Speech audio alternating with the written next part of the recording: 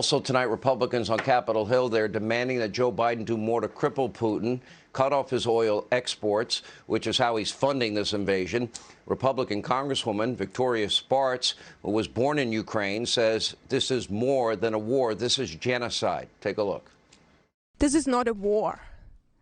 This is a genocide of the Ukrainian people by a crazy man. I'll tell you a personal story. I have my grandma, she's 95. She is right now in the city of Chernihiv. And her daughter told her they came into village with a heavy machine gun, killed almost every person in that village, and they're killing women and children. They doing the bombs, vacuum bombs, carpet bombs. They are using illegal weapons. And I can tell you one thing: if we don't stop him there, he is not going to stop. Joe Biden, are you listening? We certainly did not see that passion from Biden last night at the State of the Union. Here now is Congresswoman from Indiana's 5th District, Victoria Spartz, is with us. You were born in Ukraine. Our prayers are with your fellow countrymen at the time, them, and I'm sure you probably still have family and friends there.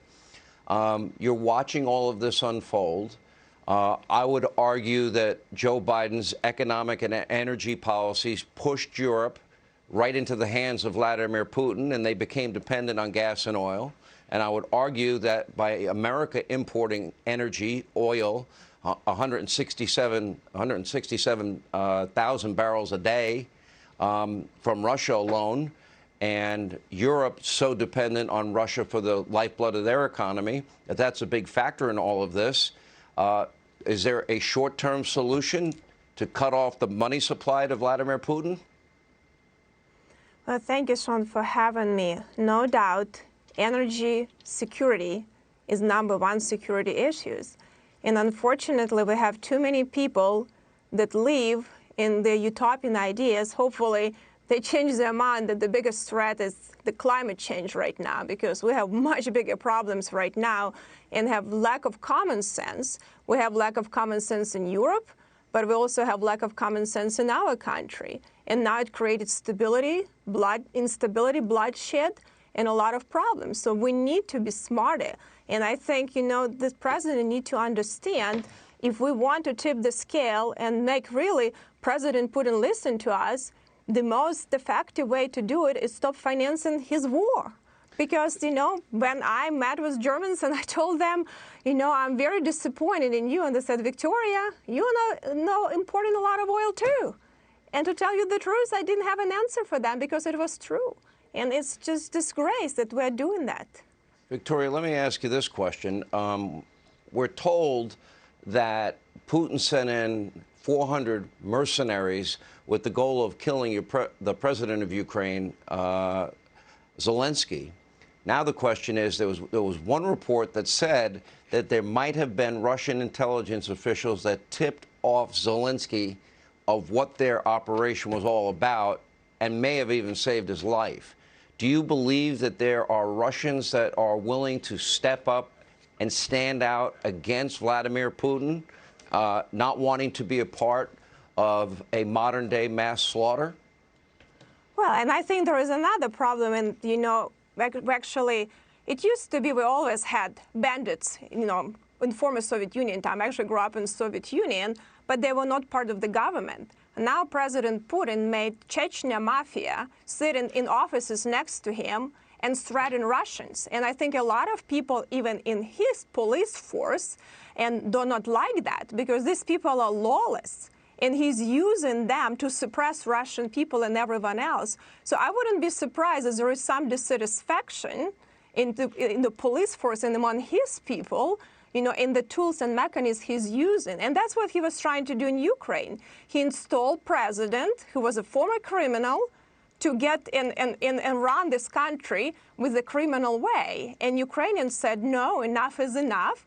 They took him down. He sent, he sent police force. They killed 100 people. And guess what? Millions show up next day. Now he sent an army because he wanted to teach them a lesson and destroy them because they cannot be suppressed. But I think he underestimates Ukrainians. These people are going to fight, and these people are going to win, but the loss can be significant.